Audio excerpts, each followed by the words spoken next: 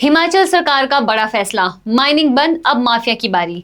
क्या सिर्फ mining ban का आदेश जारी कर देने से माइनिंग माफिया रुक जाएगा? क्या इस बार हिमाचल की नदियों में सचमुच खनन बंद होगा, या फिर हर साल की तरह रात के अंधेरे में डंपर, ट्रैक्टर और जेसीबी पहले की तरह दौड़ते रहेंगे? और सबसे बड़ा सवाल, अगर सरकार ने सितंबर तक माइनिंग पर पूरी तरह रोक लगा दी है, तो क्या इस बार माइनिंग माफिया पर भी उतनी ही सख्ती होगी, या फिर कार्रवाई सिर्फ कागजों तक ही सीमित रह जाएगी? नमस्कार, मैं हूं कल्पना और आप देख रहे हैं बैठक हिमाचल उत्तराखंड। मॉनसून के बीच हिमाचल सरकार ने बड़ा फैसला लेते हुए राज्य में सितंबर तक माइनिंग एक्टिविटीज पर रोक लगा दी है। सरकार का कहना है कि यह फैसला लोगों की सुरक्षा, पर्यावरण संरक्षण और नदियों की प्राकृतिक प्रवाह को बचाने के लिए लिया गया है। लेकिन इस फैसले के साथ ही पूरे हिमाचल में एक नई बहस भी शुरू हो गई है। कुछ लोग पूछ रहे हैं, माइनिंग तो बंद हो गई, लेकिन क्या माइनिंग माफिया भी बंद होगा, या फिर हर साल की तरह इस बार भी सरकारी आदेश अपनी जगह रहेगा और अवैध खनन अपने रास्ते चलता रहेगा? आज इस स्पेशल रिपोर्ट में हम जानेंगे कि सरकार ने माइनिंग बैन क्यों लगाया, किन इलाकों में इसका सबसे ज्यादा असर पड़ेगा, अवैध खनन को लेकर सबसे बड़ी चुनौतियां क्या है, और आखिर क्यों हर साल माइनिंग बैन के बावजूद माइनिंग माफिया पर सवाल उठते रहते हैं।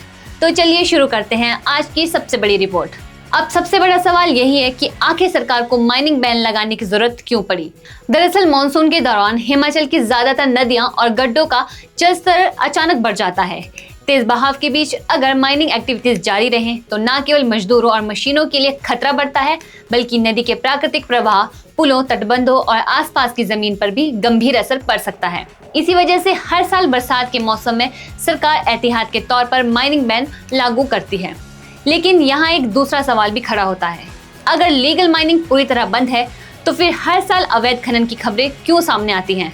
क्यों कई इलाकों में स्थानीय लोग आरोप लगाते हैं कि देर रात नदियों और खड्डों से रेत, बजरी और पत्थर निकाले जाते हैं? क्या वजह है कि माइनिंग माफिया शब्द हर साल फिर चर्चा में आ जाता है? विशेषज्ञों का मानना है कि अवैध खनन केवल पर्यावरण का मुद्दा नहीं है, इसका सीधा असर सरकारी राजस्व, सड़क सुरक्षा और स्थानीय परिस्थिति पर भी पड़ता है। अगर तय नियमों से ज्यादा खनन किया जाए तो नदी का स्वरूप बदल सकता है, कटाव बढ़ सकता है और कई जगह बाढ़ का खतरा भी बढ़ जाता है। इसी कारण अदालतें, नेशनल ग्रीन ट्रिब्यूनल और पर्यावरण विशेषज्ञ समय समय पर सख्त निगरानी की बात कहते रहते हैं। लेकिन केवल आदेश जारी करना ही काफी नहीं होता। सबसे बड़ी चुनौती है एनफोर्समेंट, यानी क्या जिला प्रशासन, माइनिंग डिपार्टमेंट, पुलिस और स्थानीय प्रशासन मिलकर यह सुनिश्चित कर पाएंगे कि प्रतिबंध के दौरान कहीं भी अवैध खनन न हो? क्या रात के समय नदियों की निगरानी बढ़ेगी?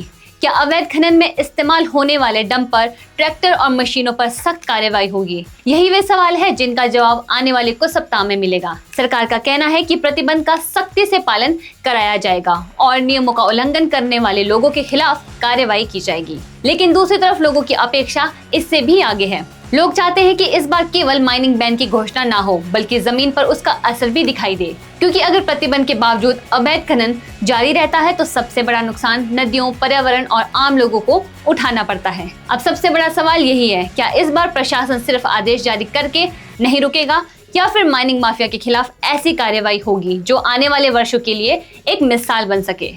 अब सबसे बड़ा सवाल यही है कि आखिर इस पूरे माइनिंग बैन का असली परिणाम क्या होगा? क्या सितंबर तक सिर्फ वैध माइनिंग ही बंद रहेगी, या फिर अवैध खनन पर पूरी तरह लगाम लग पाएगी?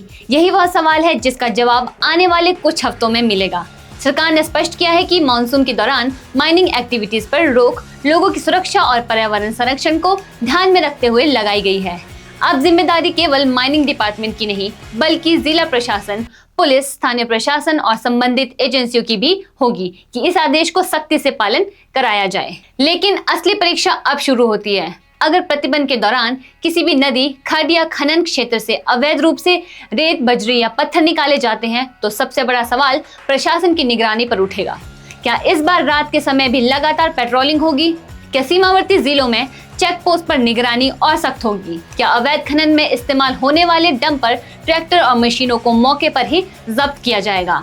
और सबसे महत्वपूर्ण सवाल, क्या केवल छोटे वाहनों चालकों पर कार्रवाई होगी, या फिर अवैध खनन के पूरे नेटवर्क तक पहुंचने की कोशिश भी की जाएगी, क्योंकि अक्सर यह आरोप लगाया जाता है कि अवैध खनन केवल कुछ मशीनों का मामला नहीं होता, बल्कि इसके पीछे एक पूरा नेटवर्क सक्रिय रहता है। हालांकि ऐसे आरोप हर मामले में साबित नहीं होते और उनकी जांच संबंधित एजेंसियां ही करती है। यही वजह है कि विशेषज्ञ केवल कार्रवाई की संख्या नहीं, बल्कि कार्रवाई की प्रभावशीलता पर जोर देते हैं। अगर इस बार प्रशासन प्रतिबंध का सख्ती से पालन करवाने में सफल रहता है, तो इससे न केवल नदियों और पर्यावरण को राहत मिलेगी, बल्कि यह भी संदेश जाएगा कि कानून केवल कागजों तक सीमित नहीं है। वहीं अगर प्रतिबंध के बावजूद अवैध खनन जारी रहता है, तो फिर वही पुराने सवाल दोबारा उठेंगे। क्या आदेश पर्याप्त थे? क्या निगरानी कमजोर थी? और क्या माइनिंग माफिया पर वास्तव में प्रभावी कार्यवाही हो पाई?